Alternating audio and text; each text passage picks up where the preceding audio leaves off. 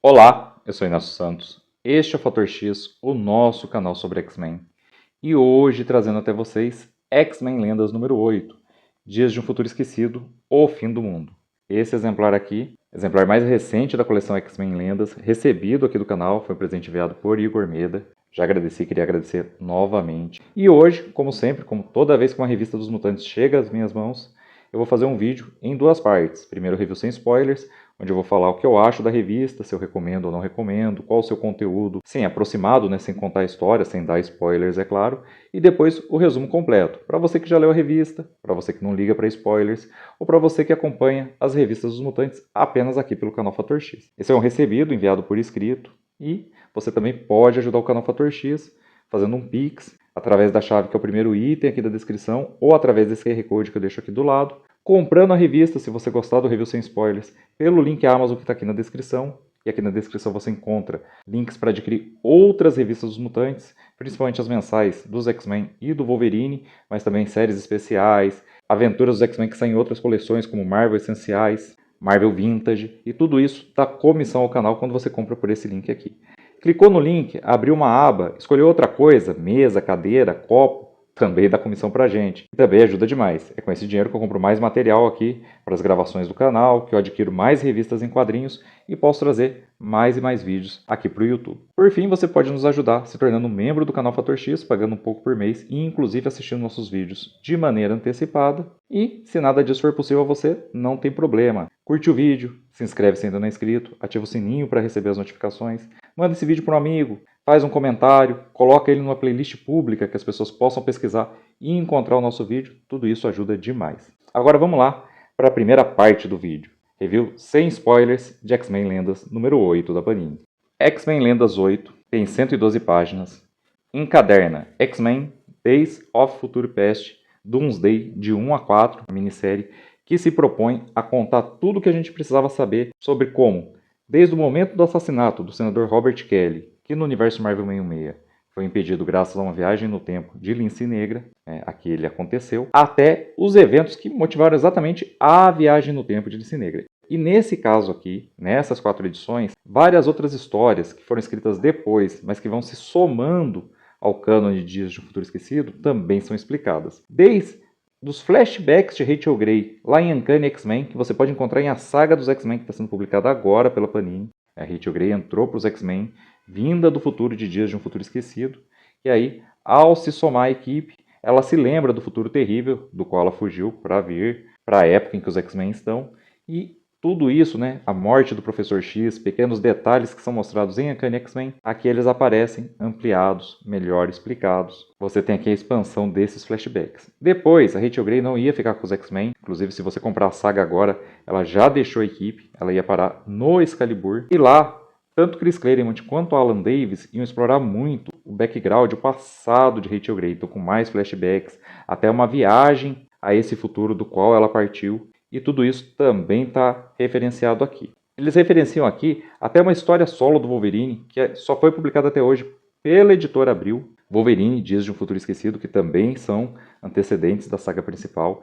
Eles também explicam ali o caminho que o Wolverine fez para chegar até lá, encaixam tudo. E ficou muito bom, viu, gente? Olha, tudo que eu conheço de Dias de um Futuro Esquecido está explicado aqui. O roteiro é um pouco mais fraquinho, isso é verdade. Os diálogos, assim, não são uma coisa mais incrível do mundo. A história não tem elementos novos, ela vai justamente nesse caminho de explicando o que você já conhece. Agora, se você não conhece tudo sobre Dias de um Futuro Esquecido, você vai se surpreender bastante, descobrindo várias coisas, como a identidade de Ahab, que foi revelada em Excalibur.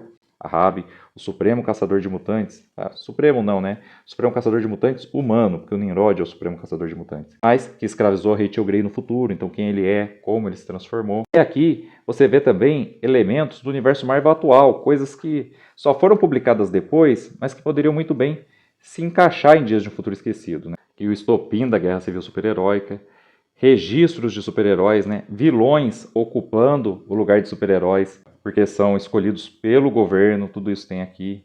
E a história vai explorando um pouco de cada uma dessas coisas. Como eu disse, ela é bem construída, mas nesse campo de background, de passado, de contar a origem de coisas que a gente já sabia, explicar melhor no flashback, praticamente igualzinho o que você vê em A Saga dos X-Men quando a Rachel Grey lembra desse momento. Mas a gente tem aqui também referência a Dias de um Futuro Passado, a saga que mostrou um pouco mais desse futuro pela primeira vez fora de Uncanny X-Men. Então a gente também vai ter elementos de coisas que a gente descobriu ali.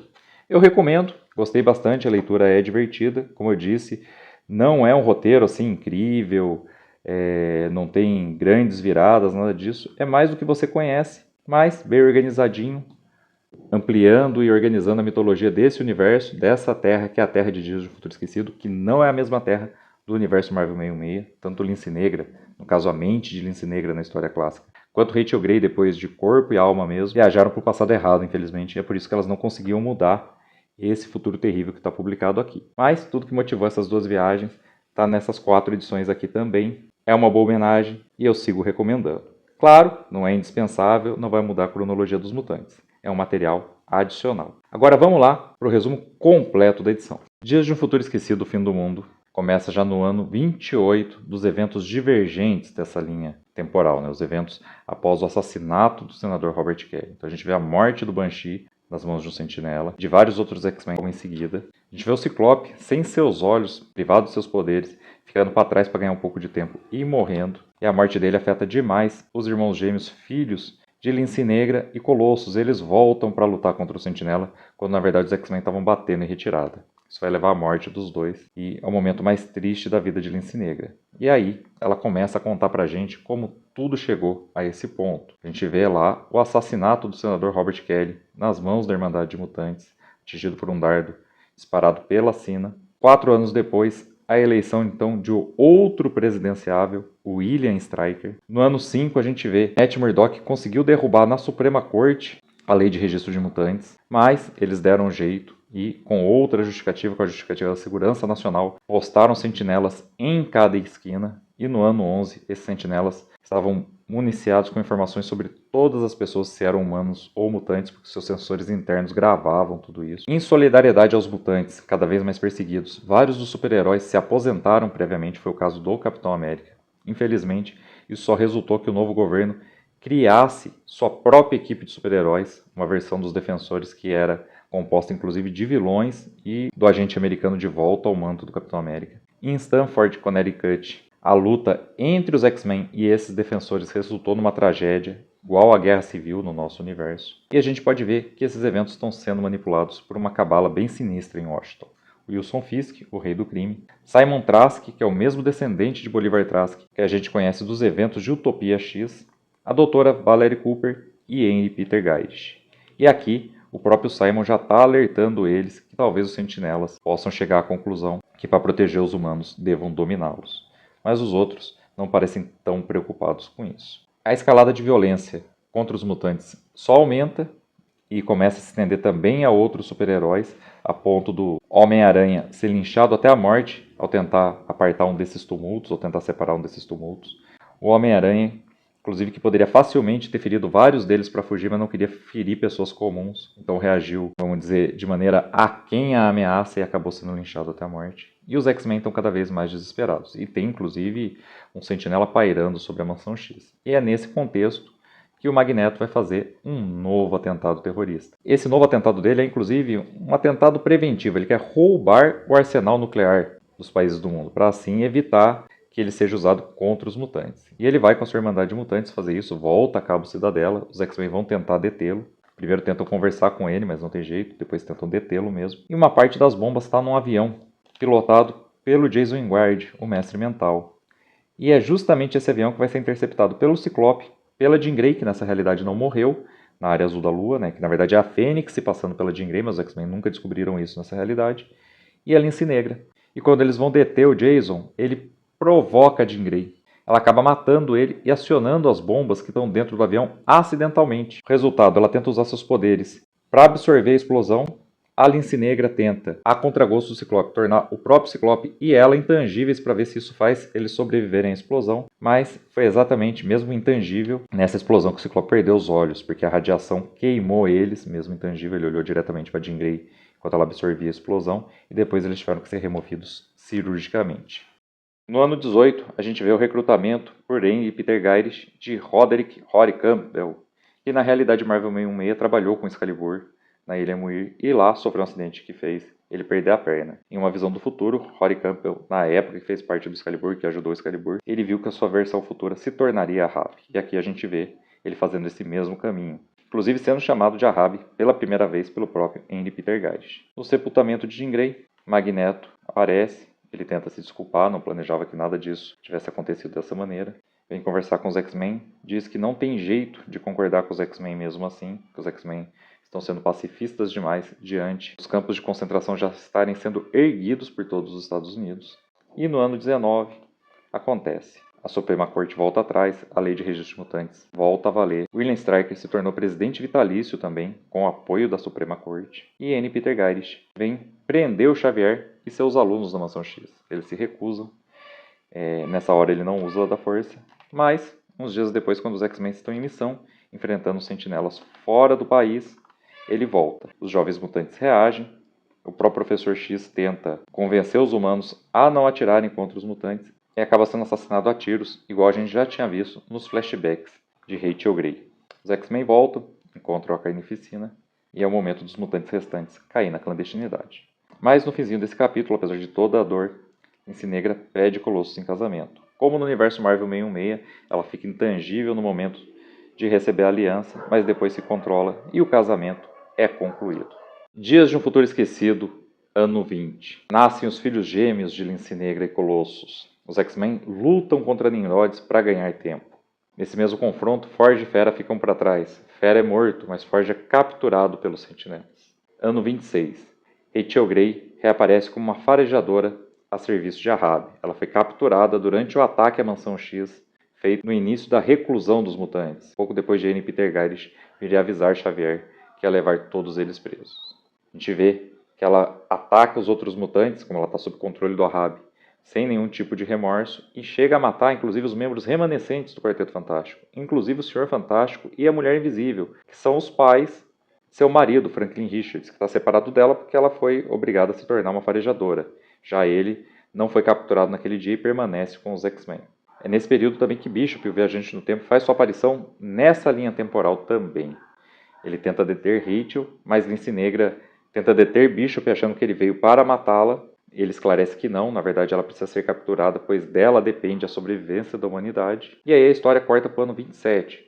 Rachel Grey sendo levado de volta ao Centro de Controle de Mutantes por Ahab. Ela é ligada a algumas máquinas. Parece que ela foi mesmo capturada pelos X-Men e mantida separada do Ahab esse tempo todo. E quando ele vai verificar tudo, na verdade ela está livre do seu condicionamento, se volta contra ele e aparentemente o mata. Eu digo aparentemente porque a gente já viu Ahab viajar no tempo de volta ao passado para caçar Rachel Grey em mais de um momento, mas principalmente no arco que no Brasil recebeu o nome de Dias do Futuro do Presente. Mas lá também, como nas páginas da revista Excalibur, foi mencionado mais de uma vez que Rachel Grey achava ter matado Ahab.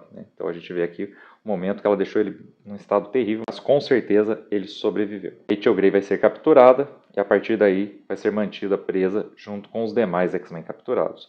Wolverine continua solto, lutando ao lado da resistência canadense e vai ser procurado por Magneto, que vai ser o estopim dos eventos mostrados em Wolverine, Dias de um Futuro Esquecido, no qual a gente vai ter um breve resumo aqui do resgate de Wanda Maximoff, que também estava sendo usada pelos Sentinelas, assim como Rachel Grey, seu sacrifício e o momento em que Magneto é ferido gravemente, sendo colocado então numa cadeira de rodas, como ele vai estar lá em Dias de um Futuro Esquecido. Dias de um Futuro Esquecido, ano 33. Já faz 5 anos desde que Lince Negra e Colossus perderam seus filhos gêmeos. Mais e mais mutantes são capturados pelos Sentinelas e levados para os centros de detenção. Wolverine continua solto. Magneto, ao contrário dele, já se juntou aos X-Men no centro de detenção. Wolverine vai conseguir libertar Forge, que vai acabar também ficando para trás para que Wolverine escape, pois é ferido gravemente durante sua tentativa de resgate e não tem chance de sair dali com vida, mas ele entrega a Wolverine uma lista de equipamentos e uma planta esquemática para que seja montada a máquina que vai anular os colares inibidores usados pelos mutantes, o que vai propiciar os eventos de Dias de um Futuro Esquecido. E essa quarta parte da saga é toda dedicada à viagem no tempo da mente de Lince Negra, seu envio ao seu próprio corpo no passado, a derrota de Sina, o salvamento do senador Robert Kelly, para depois seu retorno ao seu presente, o futuro de Dias de um Futuro Esquecido, onde ela encontra nada modificado. Como ela não viu o desfecho da história, ela acredita que não foi capaz de impedir que Sina matasse o senador Robert Kelly. A verdade, nós sabemos, é que ela voltou para o passado errado, pois no futuro de Dias de um Futuro Esquecido, Jean Grey nunca se sacrificou na área azul da Lua e teve inclusive uma filha, Rachel Grey. Então ela voltou para o passado do universo Marvel 616, sendo que essa é uma outra Terra. A gente vê então o ataque suicida dos X-Men ao edifício Baxter, onde hoje é a sede dos Sentinelas, para tentar impedir que eles vão até a Europa, eles iam tentar invadir também a Europa, e se isso acontecesse, a guerra nuclear começaria. Os X-Men são bem-sucedidos, mas ao custo de muitas vidas. Tudo isso também já foi mostrado em Dias de um Futuro Esquecido, a saga original. E as últimas páginas são dedicadas ao ano 35 dessa linha de tempo, onde a gente vê os X-Men remanescentes, liderados por Lince Negra, ainda resistindo. Rachel Grey ainda faz parte da equipe, então esse ponto é antes do seu retorno ao passado, sua união aos X-Men do universo Marvel 616. E essa foi X-Men Lendas 8, vídeo de hoje do canal Fator X. Espero que vocês tenham gostado. Se vocês gostaram, esse é aquele momento. Aproveitem e curtir o vídeo, se inscrever se ainda não são inscritos, ativar o sininho para receber as notificações e, com as notificações ativas, voltem para os nossos próximos vídeos. Eu espero vocês de volta para todos eles. Então até lá e um grande abraço.